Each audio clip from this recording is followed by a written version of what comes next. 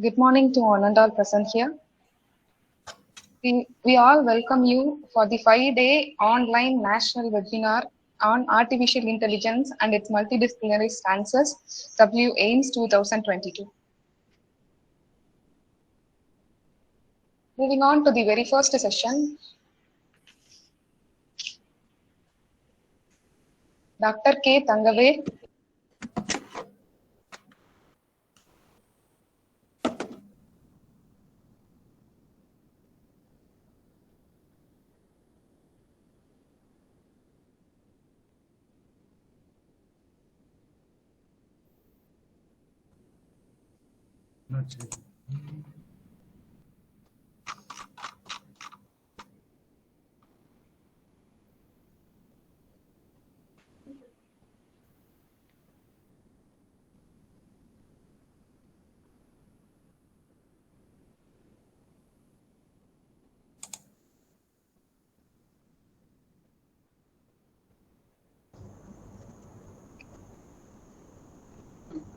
Dr. K.Thangavel, Professor and Head, Department of Computer Science, Periyar University, Salem. He has 33 years of teaching and 35 years of research experience.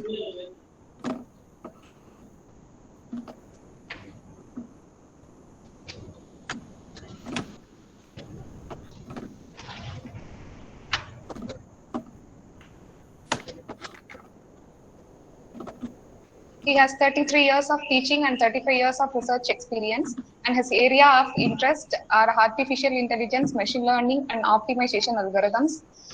He has served as a member of syndicate during the year 2014 to 17, and as a registrar during 2018 to 22. And currently he is serving as UGC SAP coordinator from 2011 till date. And he is currently guiding 5 PhD research scholars and earlier guided for scholars. He has about 253 research publications in national and international journals. He is the awardee of Tamil Nadu Scientist for the year 2009 and awardee of Scientific Innovator 2013. And sir is going to take the session on the title, Three-Dimensional Deep Learning Models, an Overview. And sir, we welcome you, sir, and the session is yours. So good morning, sir. Welcome to you, sir. Good morning, madam. Good morning, sir. Thanks, sir. Thanks for your consent. And we are happy that you are the opening batsman of this 5-day webinar, sir. And we are happy that your keynote address is the first one in this entire webinar. Thank you, sir. Good morning, sir. Happy Teachers' Day. Happy Teachers' Day, sir. I also extend my wishes to all teachers those who are in the platform. Thank you. Can I start, madam? Please, sir. Yeah, the respected Madam Shanmugavadivu, Professor and Head, the Department of Computer Science and Applications, Dr. Mary Shantirani, Madam, and Dr. Kalaiselvi and other distinguished faculty members of the Department of Computer Science, Gandhigram Rural University, Gandhigram. And at the outset, I would like to congratulate the entire team of the webinar for organizing this for 5 days, and I hope this will be more useful for the budding researchers and as well as those who are doing research in the area of artificial intelligence. And I request the participants, please be mute, and if you have any queries, or you can unmute and ask me, and or finally after my presentation you can ask. So let me go for the let me try to share my slides.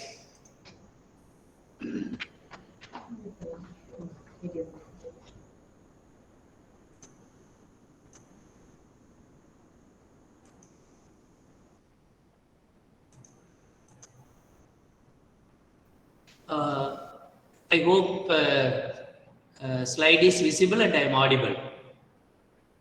I think anyone can confirm. Yes, sir. Slide is visible and you are audible, sir. Yeah, little bit I modify the title because the 3D reconstruction using deep learning is a very big area, and I felt I may not be able to cover some of the things. So I have restricted the title to 3D reconstruction from 2D images using deep learning models. ஆமாம் sir, camera இருந்தால் தான் எடுத்துக்குது sir. என்ன Google meet தானே தேவைப்படாத camera இல்லை. Camera இருந்தால் தான் உள்ள போயிட்டீங்களா? போயிட்டேன் சார். சரி சரி சரி.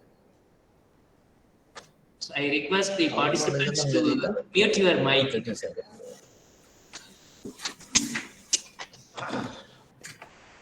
The overview of my talk is image reconstruction, introduction to image reconstruction and its applications, then multi-view 3D reconstruction from single images and set of images, and then 3D reconstruction using deep learning models and future directions. Introduction to if you take introduction to image reconstruction, this is not the new area. I hope most of the computer science people are aware of it, and also already they are working in image reconstruction, because in the discipline of EEE and ECE, the people, those who are working in from those departments, they are trying to bring out the new algorithms for image reconstruction, but it is not new area. But the thing is now how to reconstruct the three-dimensional images, because it has got excellent applications. And even when we are trying to reconstruct, previously people have used various algorithms for image reconstruction, but now we would like to use the artificial intelligence for image reconstruction, that too for three-dimensional images.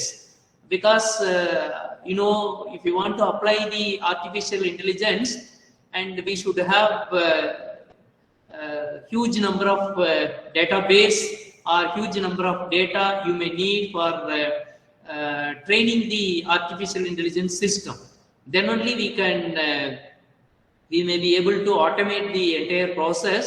And if you want to train the system, then you can make use of a lot of machine learning algorithms and as well as deep learning algorithms, which inclusive of neural network also. And if you take the two-dimensional images, what we are now, you know, with the help of a digital camera or a mobile phone or any kind of sensors or devices, we may be able to capture the images, but sometimes those images may not be useful for in scaling and as well as the geometrical structure. So that's why people are interested in going for three-dimensional images. But even three-dimensional, even the people, those who are working in the area of image processing, you may be able to understand that previously what we did, we have taken the images and digitized it. So for digitization, we may need some devices, then only the images can be processed with the help of image processing algorithms. But nowadays we have very good digital images, and as well as with a lot of digital devices are available. But that too, which is available only for capturing the two-dimensional images. I think you can understand that. So some of the basic slides I didn't include. So I hope you can understand that digital image means it is nothing but a matrix of two dimension, which may be arranged in the column of rows and columns, and each rows and columns, and with the dimension of which may be 16 by 16 or 32 by 32 or 64 by 64 or 128 by 128 or 256 by 256 and so on. So that means that much number of, if it is a grayscale image, you may have numerical values from 0 to 255. totally 256 values may be there, and block 0 indicates block and 1 indicates white. So if it is a 2-dimension, you can understand that, which is nothing but arrangement of rows and columns of the numbers between 0 to 256. If it is a color image, then again each pixel. So in a digital image, you can call it as each dot as a pixel, that is pixel element.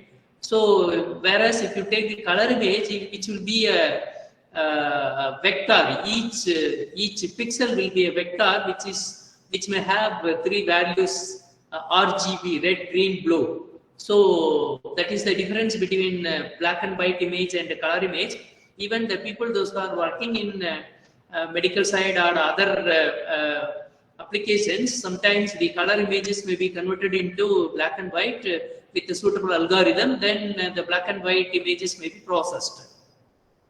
But here you can understand that we can very much capture the 2-dimensional images with the help of a lot of digital devices, and also even sometimes you may be able to capture the 3-dimensional images also. But capturing the 3-dimensional images is not an easy task, which is a time-consuming process, and as well as which may involve a lot of money also. So it is not cost-effective. So that's why the researchers have concentrated on converting the 2D images into 3D images. So either you can take a single 2-dimensional image for converting into 3-dimensional image. So what the image I have shown here, you can understand that it is a reconstructed image, and just for understanding, which is nothing but different types of chair. So while if you have the 2-dimensional either single image, or you may have the collection of images. So those days you can understand that our eye is the good example for capturing the image.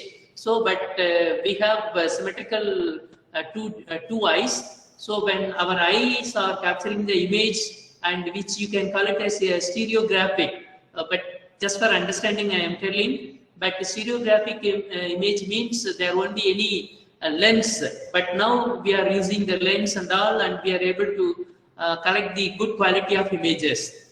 And here the most disadvantage is we may not be able to take the 3-dimensional devices wherever we are going for collecting the data. It is a cumbersome process, and which may involve the huge money also.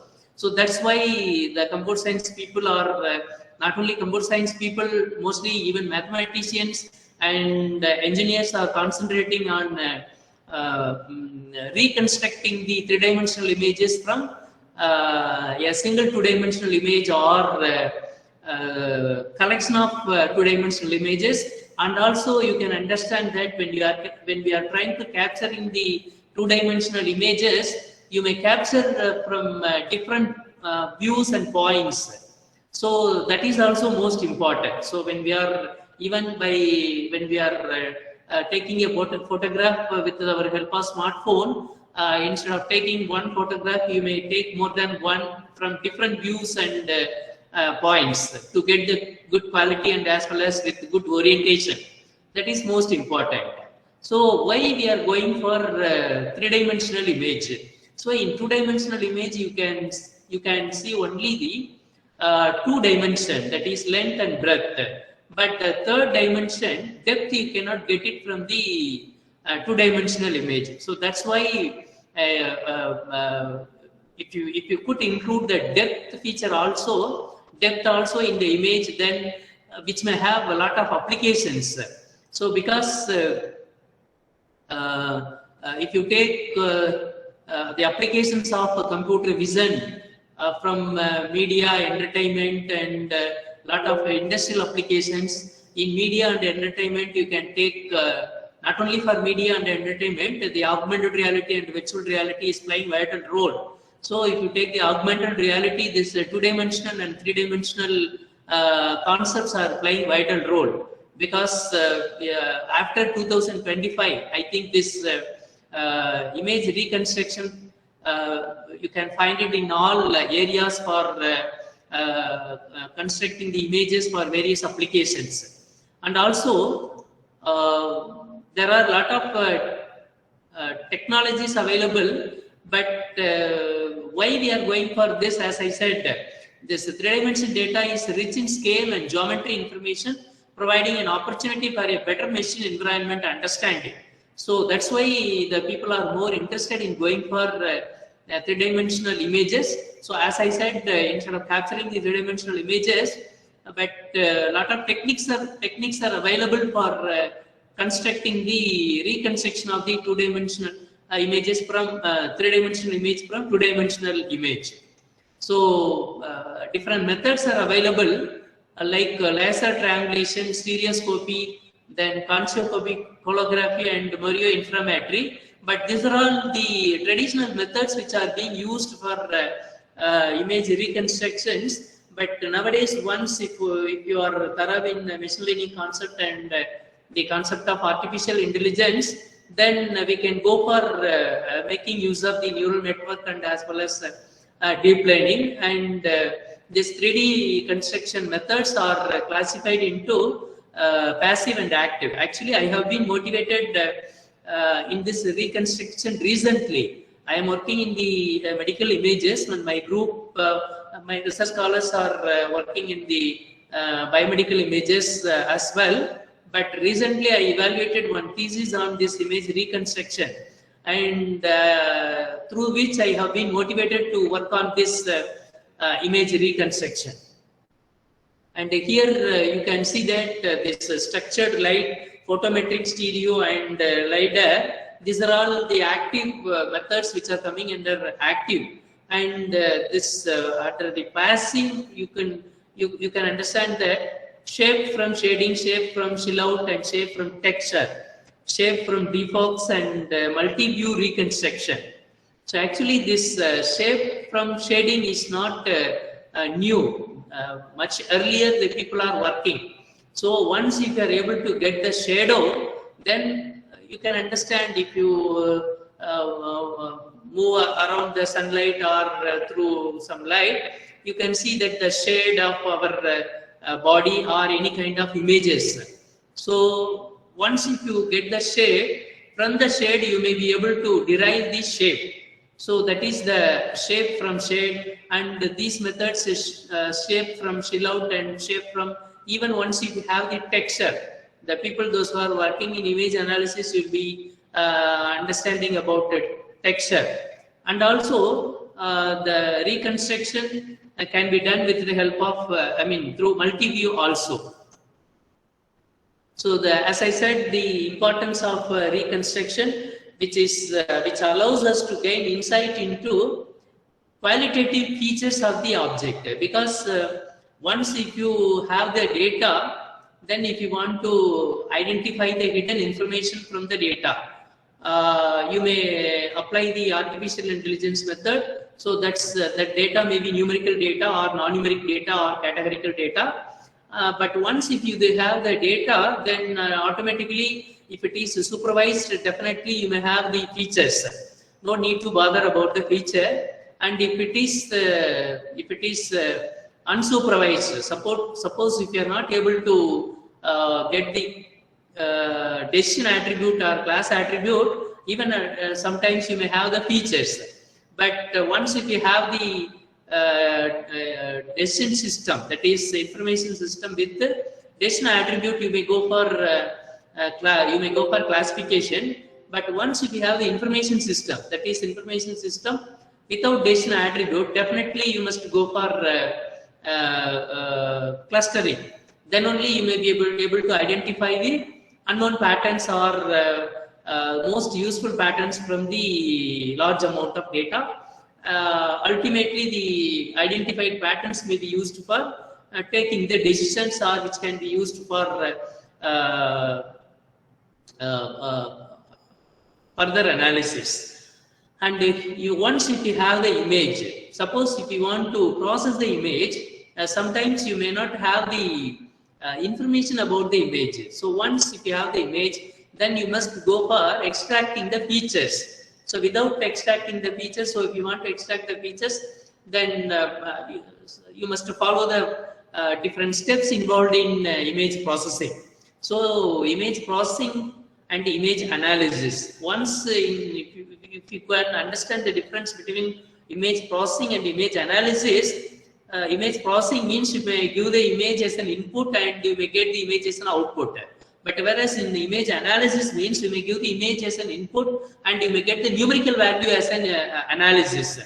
So in the first part, if you take the image processing, so some pre-processing must also be done. Sometimes due to while you are capturing the image, some unwanted noises and some artifacts may be present in the image. So those things must be removed. So for that, a good number of algorithms are available for removing the noises which are present in the image. It depends upon the types of images. You must be able to select the noise removal algorithms.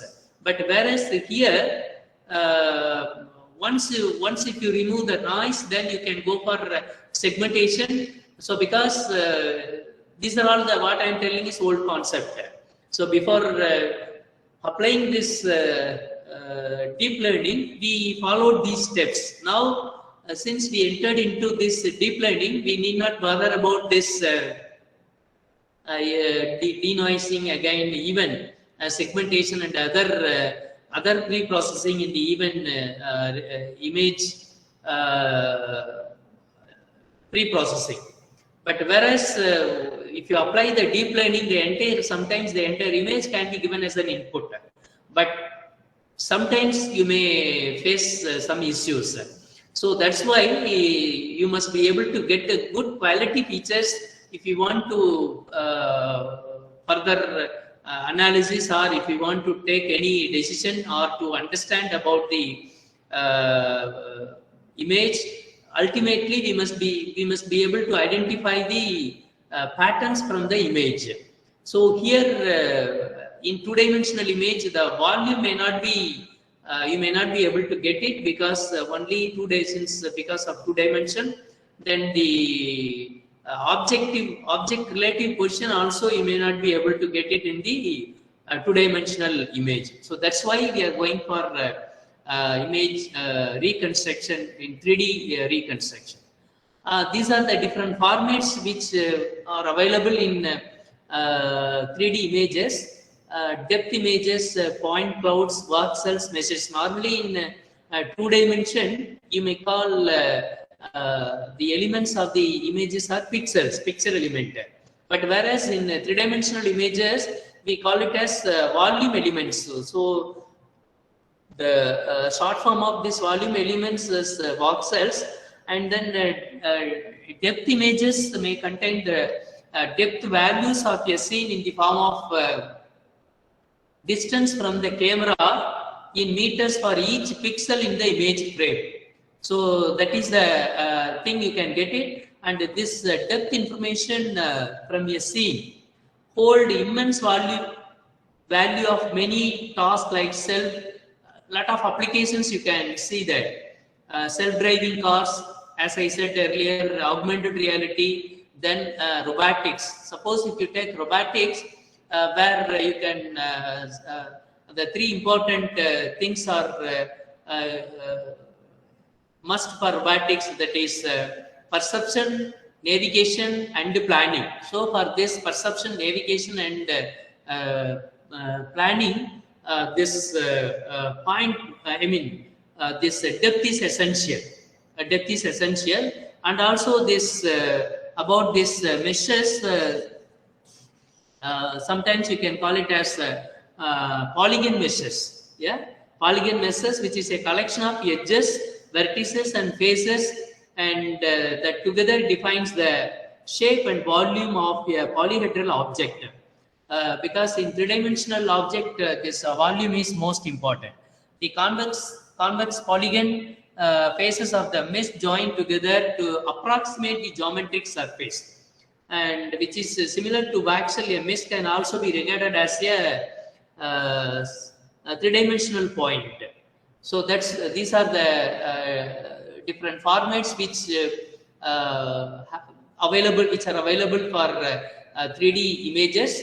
So just to understand, I have included this slide where you can see that those days we used this stereographic camera, like left camera and right camera. So there are two coordinates and xy. So we must be able to get the third one. So actually this is the reverse process. So normally we are trying to construct the three-dimensional image from two-dimensional, but cameras are capturing three-dimensional images and which is converting into two-dimension. So here any object is a three-dimensional object. You can see that the three-dimensional object may be projected into two-dimension. So there are a lot of methods which are available for projecting this two-dimensional objects into three-dimensional object into two-dimension. So once if you take this camera, you can see that two cameras left and right.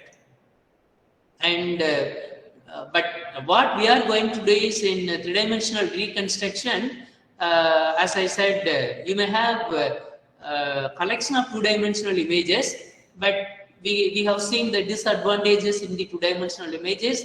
The major disadvantage is depth, or you cannot have the volume properly. So right crop image is the depth and left crop image depth, and image fusion must be done. So normally if you take the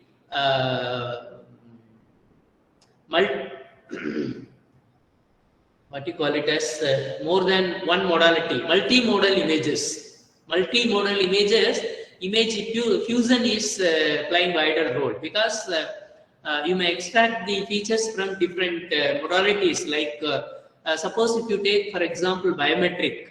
So we may use the fingerprint, or we may use face recognition, or you may use the gait, or you may use other kinds of biometrics, the full palm print, etc. But sometimes if you use only fingerprint, there may be a chance for failure. So that's why people are going for multimodal images. So because when suppose if any one person is by accident he or she may lost their fingers, so at the time the system may not be able to open. So the alternate is essential. So we are going for multimodal applications. So there are a lot of multimodal applications, multimodality applications in which image fusion is playing vital role. Here also, even if the idea is you may take each pixel, and each pixel in two-dimensional, that pixel may be a rectangle, say for example, which may be the two-dimension. Whereas if you take the three-dimensional image, that may be a plane. So if you take any object which is in three-dimension, you must be visualized as a, or you must understand that it is a plane, right? Or you can say that it is a ray, right? So in two-dimension, it is a point. It is a point, but in three-dimension, it may be a ray. So once if you take a pixel in two-dimension, that pixel must be converted into a ray. That is the basic idea of image reconstruction, right? So this is the simple. From this, you can understand the how we are converting this 2D image to a 3D image. So the types of, as I said, either you can take a single image, single two-dimensional image for 3D reconstruction, or you can take multiple image, set of images of 3D reconstruction. Please don't confuse that. We are taking multiple image means image of the same object, not for the different scenario, right? You try to understand that we are taking, let me show it in one slide, right? So this is the single image. You can understand that we are taking one single image, and where in deep learning it may be used for autoencoder and decoder for reconstruction, where autoencoder and autoencoder and decoder for image pre-processing. You can use it, and you can understand that it is a kind of reconstruction, right? So the important pixels will be taken and the image will be reconstructed, but it will be a two-dimensional. So you are in autoencoder, you may take the two-dimensional image, or even you can take one-dimensional signal. So even if you take what you call it as deep learning models, one-dimensional deep learning is available, two-dimensional, three-dimensionals are available. If you want to process the signals, so say for example, a speech recognition or any kind of, if you want to process the signals, then you must go for one-dimensional autoencoder. So in one-dimensional autoencoder, you may be able to reconstruct the signal. So similarly, in two-dimensional also you can reconstruct. But here, if you take the single image, this is an example for getting the three-dimensional output. So because here we have included the shape volume, right, and color also. So one is we are taking shape, another side we are taking color. So we are blending here, and we may be able to get the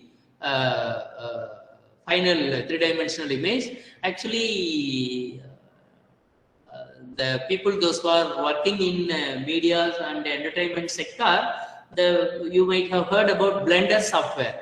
Blender software is being used for rendering, right? Which may be used for developing the even augmented reality applications also. And how do we get 3D stereo images? That's what I said, but mathematically we must be able to understand this perception of depth arises from the disparity. So even when we are applying or when we are denoising the image, what we will do, we will compare the original image with the noise image, and you can get the by measure peak signal noise ratio and the signal noise ratio. And similarly, once if you are able to construct the three-dimensional image, then we must be able to find the difference, right? So as I said, you take the left eye and the right eye, both eyes may capture a single object, but sometimes there may be slight variation. There may be a slight variation. That perception you must be able to understand here, which is nothing but the disparity of given three-dimensional point in right and left images. So here this may be the three-dimensional point. So this is not reconstructed image. It is by nature. In the world coordinates we are taking, right? So disparity is nothing but, as I said, the difference in image location of the same three-dimensional point when projected under perspective to two different cameras. So two different cameras. Here you can say that left eye, right eye. So either you can take the absolute difference, right? And here the projection of stereo images, and so to understand the basic concept, right?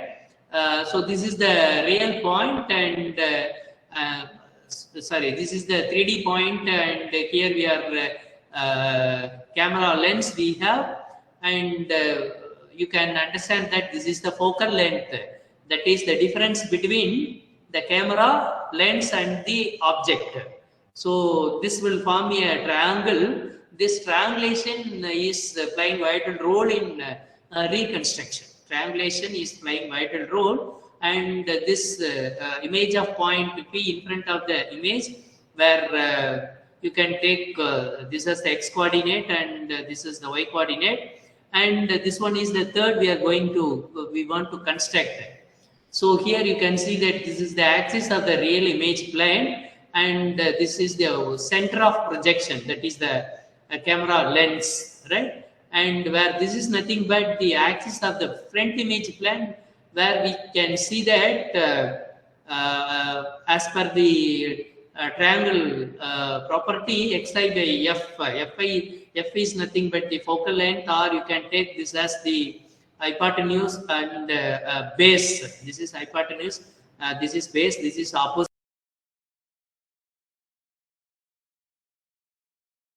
Applying the artificial intelligence, there won't be any manual process automatically. So that's why we need a huge amount of data.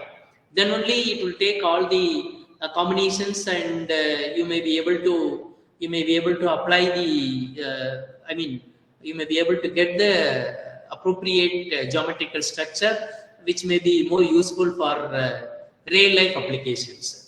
And multi-view reconstruction is very active research area.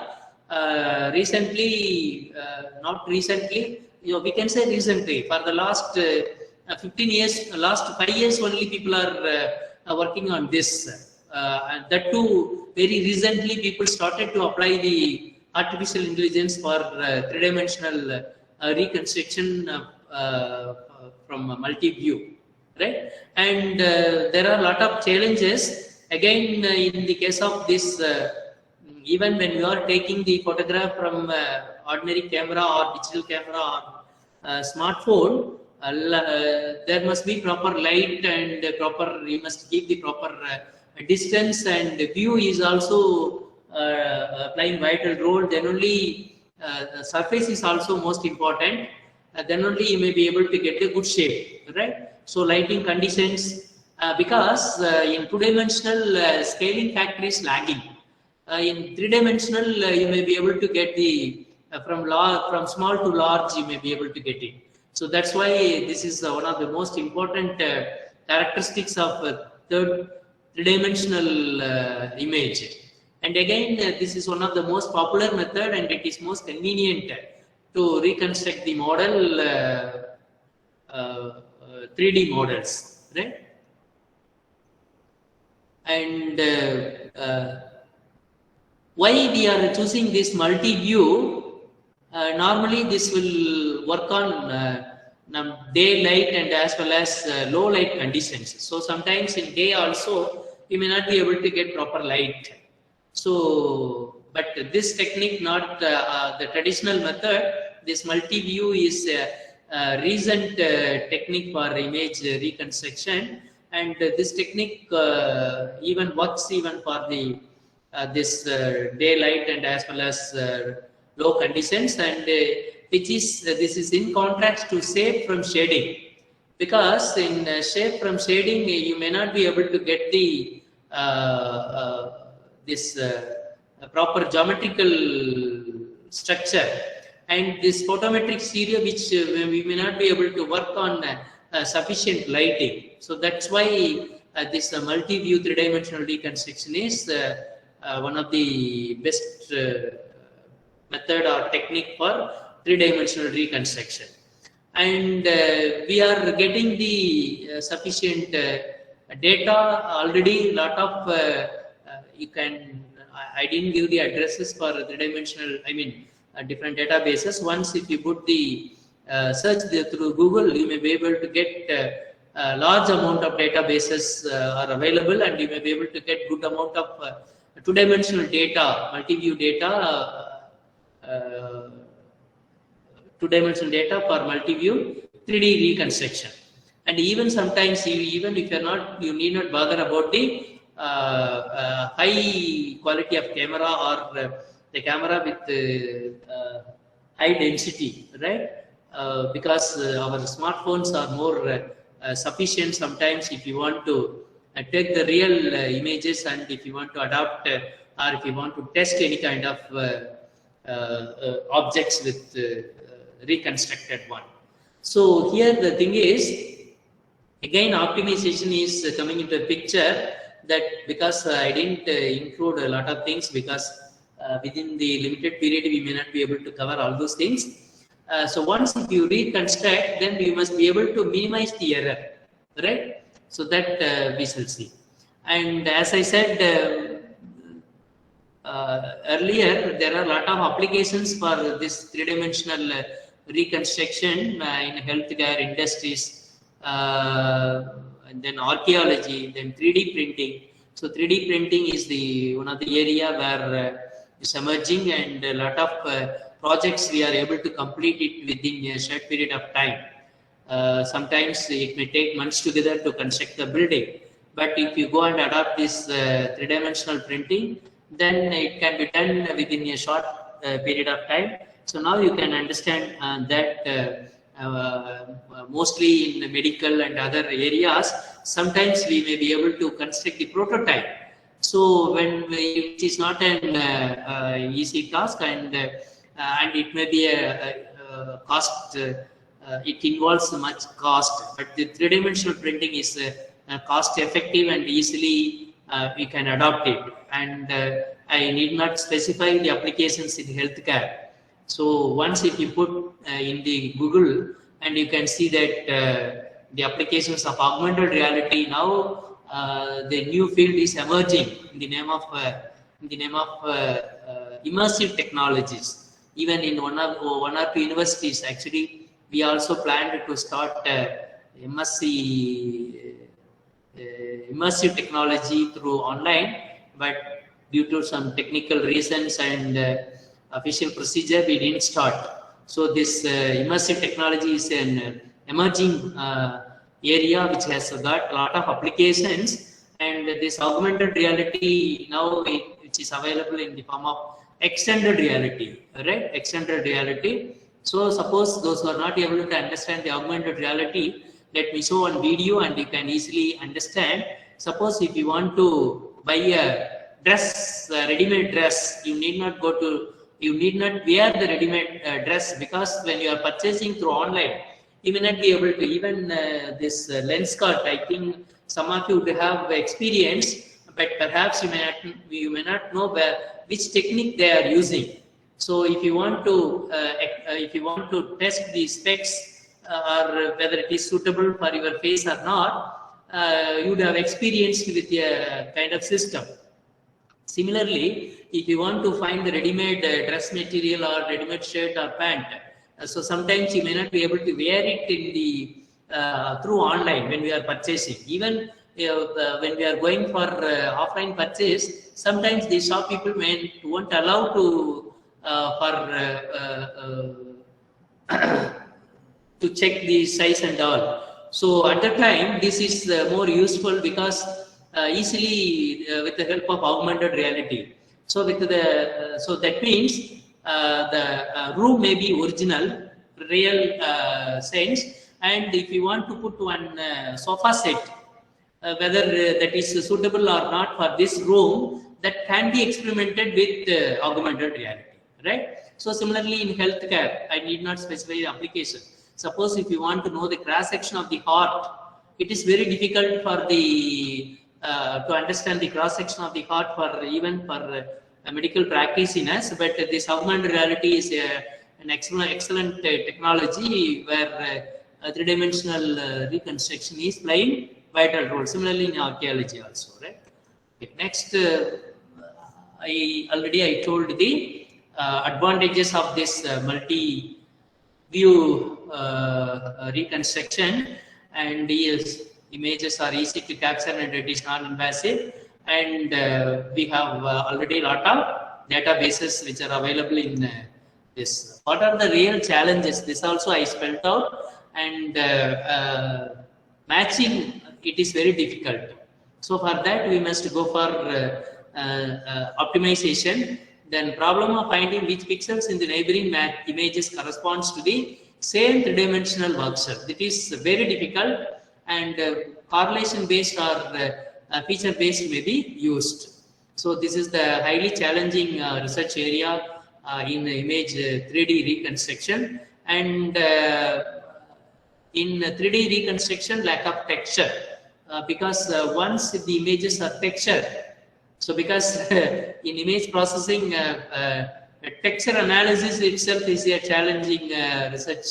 Whether suppose if you want to know whether the given image is a texture image or non-texture, nowadays we have a lot of tools, but those days it is very difficult.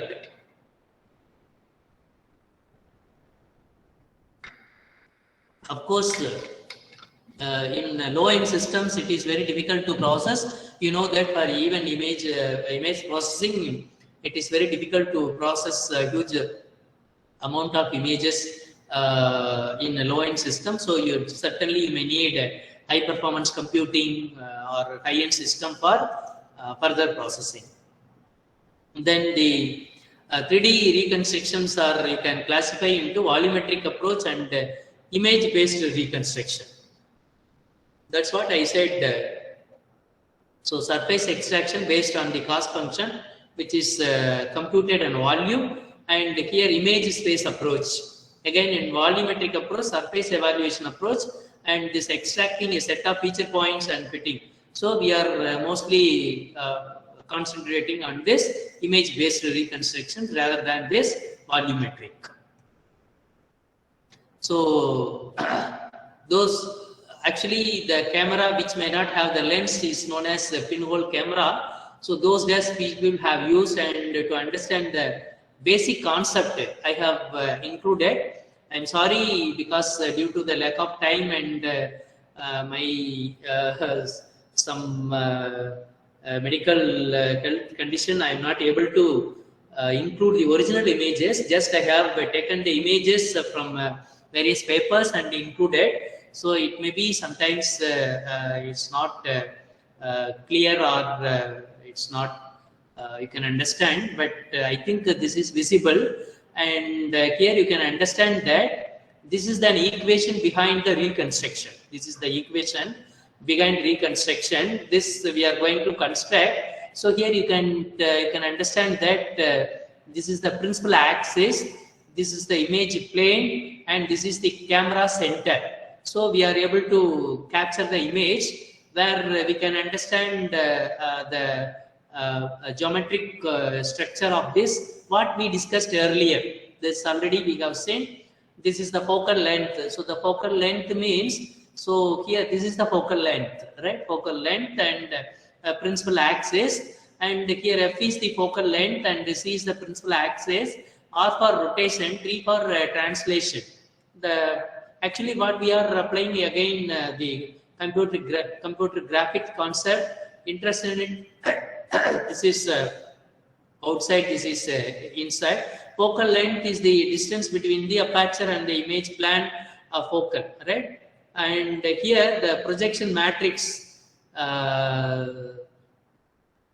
X, 3-dimension is the projection matrix, and lambda is the parameter. Lambda is a parameter. This is the input, right? So we can see that here you can see that minimum and maximum. So this is image and this is volume, right? So this is the perspective projection of a camera model. So just for understanding, I have included. And here you can take this as the projection. K where P is the projection and K is the matrix, right? A is the camera matrix. You can call it as camera matrix, and which the standard format focal length, which is calculated from the x-axis, y-axis, and these two are the principal axis. So this is the matrix, which is the standard matrix, which how we are using some kernels for kernels for filtering and as well as in deep learning models, right? And now where this S is nothing but the skew, and let us see how this you can have this U and V here. Here you can see that we are calculating this finally U and V, this constructed image, and for that you must understand this. You must understand these steps.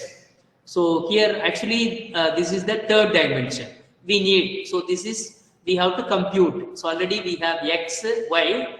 So if it is so please try to understand that if it is one dimension, you may have only X and Y. If it is 2 dimension, you may have X, Y, 1. If it is 3 dimension, you may have X, Y, Z, 1. So Z here we are using for the depth, right? Depth. Now this can be calculated with this projection matrix, and we are calculating this or T. Again, this is a matrix, right? So we are getting this coordinate project by using this, multiplying this, and with, because we are going to calculate this, right? So these are the standard procedure I adopted. But if you are really working on this 3D reconstruction, or the mathematical mathematicians may be interested in deriving the different approaches. So what we are doing, we are adopting the formulas already which are available, readily available for decomposition. So once if you want to work on this, you must little bit idea on principal matrix decomposition, right? Matrix decomposition, and also to understand certain little bit idea on matrix multiplication. So by rearranging this, we are able to. So by rearranging this, we are get this step, and substitute this with here. Then we are getting this whole form, and once if you are able to get, then this is the required 3-dimensional we are getting. So just rearrangementing of matrix, and with the help of multiplications, we are able to get this. So finally, we are going to make use of this formula, right? Formula, and this is the stereo disparity to understand. So left camera means already we have seen x left is computed with not, this is a function. You please try to understand that f into x by z, f into x by z, and this is f into y by z. Similarly for right camera and for stereo disparity. So because we are interested in calculating this, the depth, so for that we are computing the disparity, right? So perception of depth is most essential for the understanding and creation of objects in 3D world. Or you can say, now you might have heard about the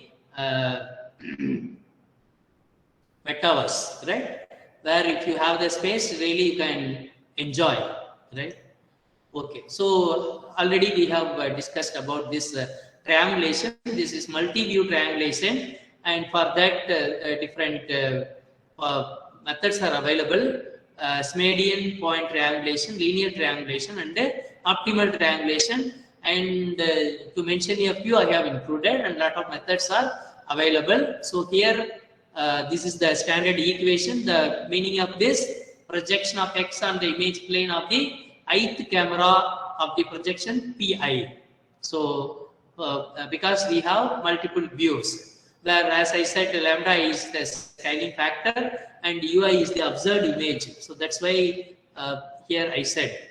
So from the given image, and ui is the computed image or observed image, which is being used for calculating the third dimension, right? And x is to be determined for a given set of n camera projection matrices of pi. So this is the equation which is playing in vital role. So if you look into the mathematical form of the noise reduction, you can understand. Simply two multiplications may be there. One may be the kernel, another one may be the with the matrix. So like that, we are having a scaling factor and observed image point, and then here this x is to be determined, right? For a given set of n camera projection matrices, P1, P2, etc. for n number of projections. Stereo vision, this is stereo is the perception of depth using binocular vision. So that's what I said, which is a stereo vision.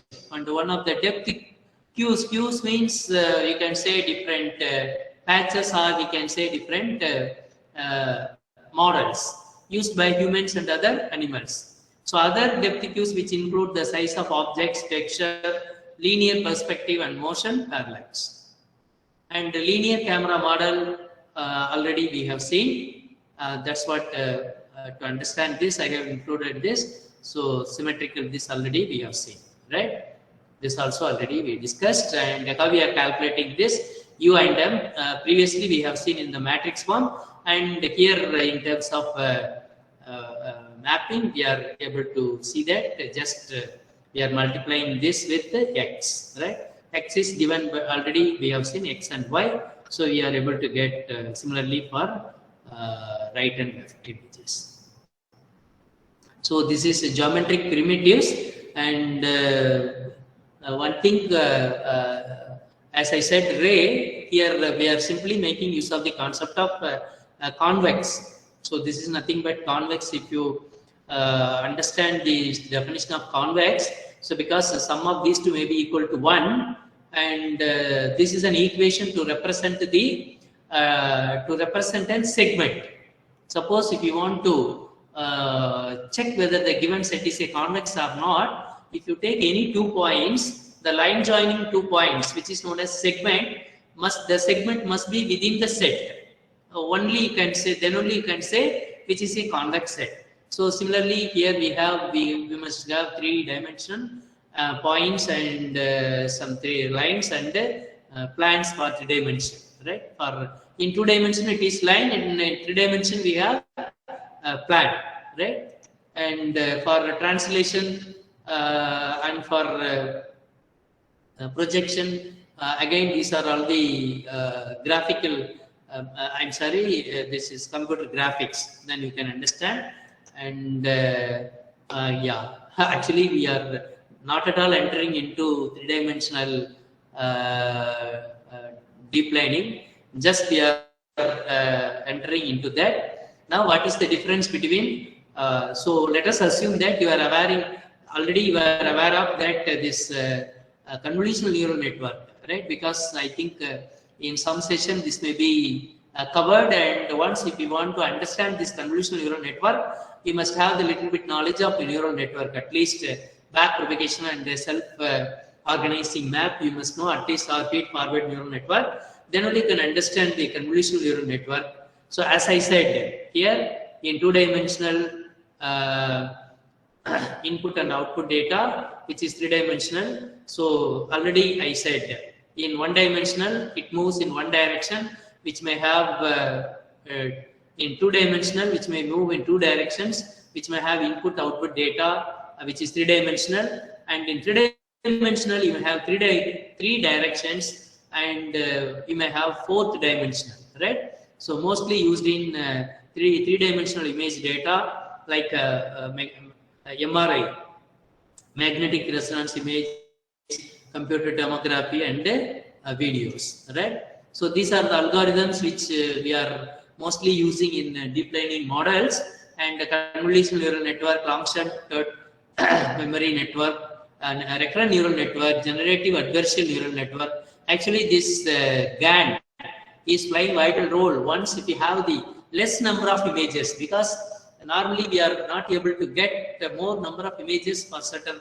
applications. At the time, you can create by using this generative adversarial neural networks, in which you have 2 components. One is discriminator, another one is generator. So some by giving a single image, you may be able to get different kinds of images, but it won't be 3-dimensional. Only you can get 2-dimension. All right, 2-dimension. You please remember. So those images can be used for. So sometimes some fake images may be there, that you can remove it, and you can increase the number of images. So sometimes if you have a database with less number of records and more number of attributes, by using the joint operation or Cartesian product, you may be able to generate more number of data. So like that, you can apply the GAN network for generating data, and then radial basic function, multi-layer, self-organizing, deep sleep neural network, restricted Boltzmann machine, and the autoencoder. This convolutional neural network is playing vital role in image processing. So normally this CNN can be used only for images, not for numerical data. Even we can apply, but it is very difficult. But it can be used for 1-dimensional data also. But this self-organizing map, then autoencoder and decoder, and then this deep leaf network are coming under this unsupervised, and whereas remaining are all supervised. So autoencoder and decoder are unsupervised, and you know that the self-organizing map is also unsupervised. So this is an example how where the data set can be given for because we are already you know that we are now devising the algorithm by using data-driven approach. So here three-dimensional data-driven approach. So which can be three-dimensional computer-aided models can be used in one particular application where they have 985 models is one data set. Another data set you just see that how much we got 7,15,920 models. So like that you must be able to. So this technique sometimes you can call it as data augmentation. So data augmentation can be done with the help of this generative adversarial neural network. So this data augmentation can be done with the help of this, and this auto encoder and which can be used for image enhancement, as I said, to improve the quality of the image. And deep auto encoder is trained layer by layer to minimize the error between reconstructed and the actual input. So that's why we need go for optimization. So error must be reduced when you are taking the original image and reconstructed image by using autoencoder. You should try to reduce the error, right?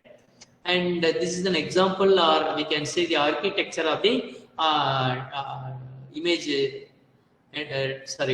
autoencoder. So here we are giving inputs here, and we are getting, as far as deep autoencoder is concerned, if you give an image, then you may get image as an output. If you give image as an input, then number of pixels also may be the same, right? Dimension may also be the same. Dimension may also won't change. Here you can see that a dimension of 256 by 256, and so you can understand that for layman I am telling, suppose if you want to apply the denoising our face, right? Denoising our face. So sometimes there may be a black spot here. So if you want to remove the black spot, normally what we are doing, the neighboring pixels can be taken. So the good quality of pixels can be taken, and the block pixels can be replaced with the good quality of pixels. So this is again coming under what you call it as in mathematics we used to say is that name approximation, right? Approximation. So good quality of pixels may be. Suppose if you want to make white spot here, you should take, if you want to make this as white spot, you should make relevant white pixels, not from all. So that's why I said neighboring pixels must be taken. Ultimately, that's you can understand if you are thorough in the image denoising, then you can understand. So here this part will, this layer is taking part of the encoder, and once the encoder, again the image reconstruction will be taken. Again, this part is being used for decoder, right? So this is the architecture of autoencoder. And for constructing this, as I said, from mesh we must be able to get the works, right? Then only you may be able to get. So this is the construction of draining data using parametric modeling. And here you can see that. So that means we are trying to augment the data. So for when you are having the less number of data, and you can augment, and this may be used for the training purpose. This is the simple example, or an example for. So here autoencoder and decoder, whatever the dimension we are giving here. So what I have shown for, this is for 2 dimension, right? 2 dimension, and this is for 3 dimension. right? So there are 3 dimension. So in each layer, by using some what you call it as the reconstruction, again we are doing this approximation, right? These are the network training procedure. Finally we are getting the reconstructed result, and these are the further enhancements you can do. So this 3-dimensional research is critical for teaching systems how to understand all perspectives of objects, even when they are obstructed, hidden, or have other optical challenges. Now, further development of sustainable and feasible approaches will increase access to larger scientific communities and audiences while improving interoperability. And then incorporating this 3D reconstruction with deep learning framework such as tactile sensing. So what is tactile? You could see that in all government buildings. So for blind people, this tactile tiles must be placed, right, for sensing and natural language understanding, and which can help AI systems to understand 3 dimensions more intuitively, just like humans, right? And if those who are really interested in working on this 3-dimensional reconstruction, this is a survey paper, and you can get it from the net, and this is an excellent paper, and you can refer for further work by using 3-dimensional reconstruction by using deep learning methods. So to understand this AI and just I think with the permission of organizer, it may take 1 or 2 minutes so that the people can understand the applications of Internet of Things and as well as artificial intelligence, right? I think some of you would have already viewed this, and just for the people, those who are so far didn't have a chance to know the applications, I think you can see.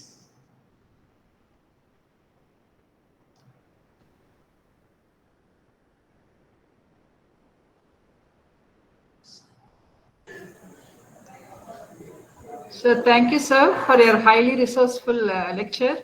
Really, we enjoyed. Madam, is there any clarification? Yes, sir. So audience, if you have any queries, please post your queries either in the chat box or you can directly ask the professor.